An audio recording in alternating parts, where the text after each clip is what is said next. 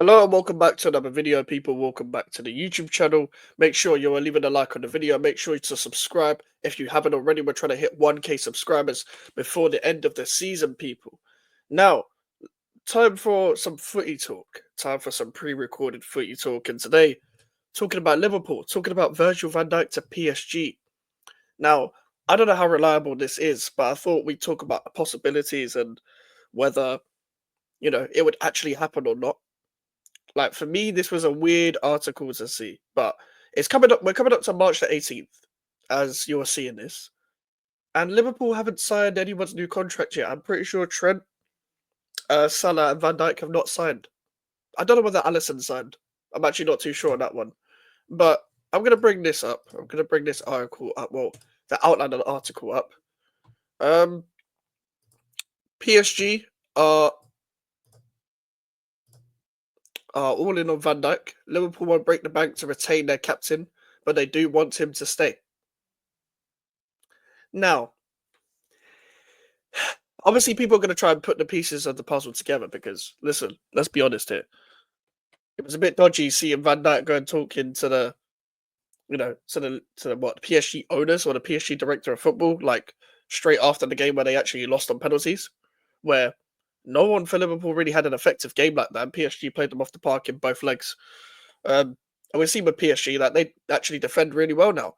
Like if they had Pacho and Van Dijk together, that would be an unreal partnership in terms of physicality, in terms of just outright defensive ability, both really good on the ball as well.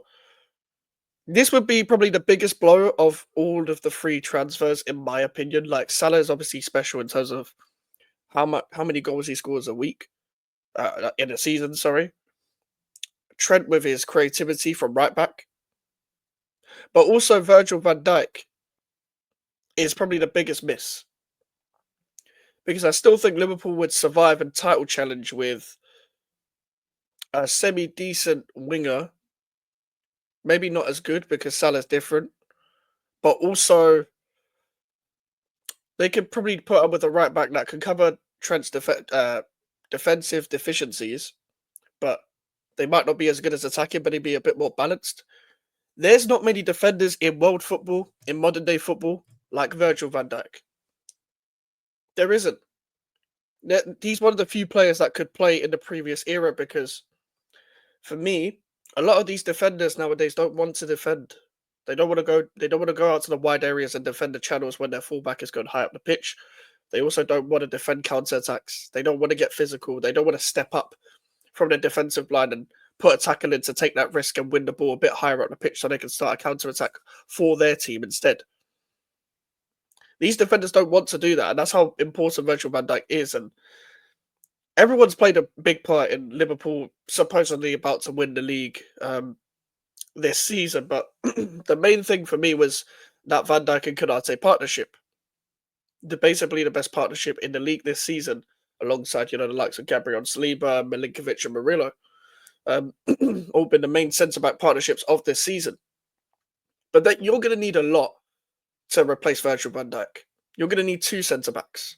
Like, I don't know why I'm seeing links with Konate with a move away. I doubt he's going to move, unless there's something with his contract situation that I don't particularly know about. But that'll be another blow.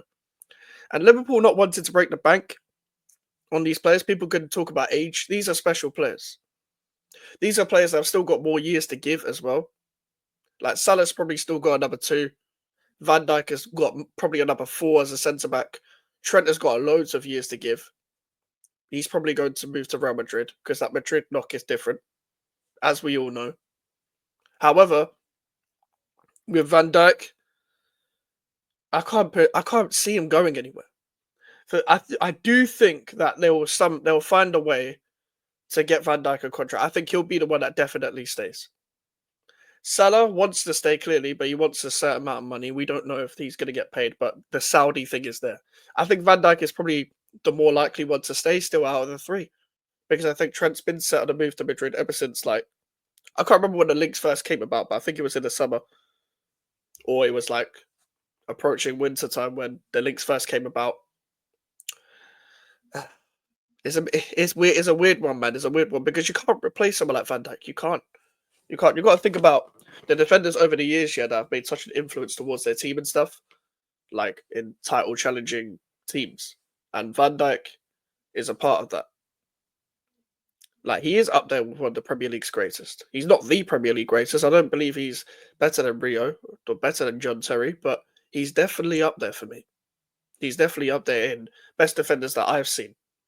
And it makes it even better that they actually defend not as like recklessly, structure wise, compared to how they did under the previous manager, which actually plays more to the strengths of Van Dijk because in that Klopp system, he was more likely to get caught out anyway.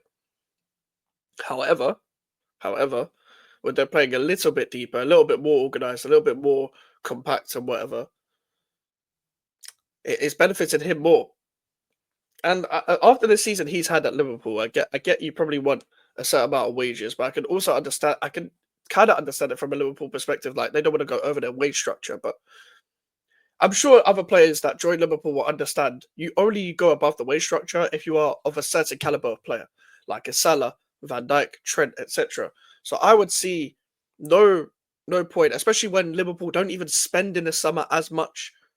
In fact, they didn't spend at all apart from Chiesa, Mamadashvili, who's joining next season. So get Van Dijk and Trent and Salah up to a new deal. I'm going to say Trent's definitely gone. Because Joey is with Real Madrid. When you're linked with Real Madrid, like, it's not a case of it. It's actually not in the spotlight as much as people think. You'll hear it once or twice on a free transfer. It's probably played a lot more behind the scenes than people think.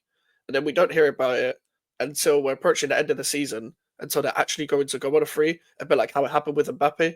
Like, you only really actually, like, Mbappe was always linked with Real Madrid, but you only really heard it concretely when it was at the end of his contract twice, because then he signed a new deal with PSG, that weird new deal that never should have happened. And then right at the end, he moved to Real Madrid because we all knew he wasn't going anywhere else. He was definitely not coming to the Premier League. He wasn't. There was no chance. And Trent isn't going to go anywhere else. But it would make sense that, let's say they all do leave, that will be after they win another league in front of the fans, because that's what they've always wanted to do. That would make sense to end it on a high.